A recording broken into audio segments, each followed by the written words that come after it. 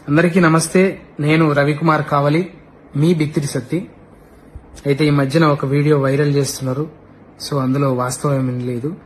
నేను ఎప్పటిలాగానే comedy videos చేస్తూ చిన్న చిన్న క్లిప్స్ రీల్స్ లాగా షార్ట్స్ లాగా పెడుతుంటా. అందులో చిన్న స్పెల్లింగ్ మిస్టేక్ అయింది. సో భగవద్గీత అంటే నేను ఆరాధిస్తా, పారాయణం చేయడానికి ప్రయత్నిస్తుంటా, ప్రచారం చేస్తుంటా. నా అభిమానులు, శ్రేయోభిలాషులు, నన్ను ప్రేమించేటోళ్ళు, నా బంధుమిత్రులు నిజంగా అది కించపరిచినట్టు అనిపిస్తే తప్పకుండా క్షమించమని అడుగుతున్నా. కానీ ఉద్దేశపూర్వకంగా చేస్తే మాత్రం అది ఎదుర్కొంటా ఖచ్చితంగా.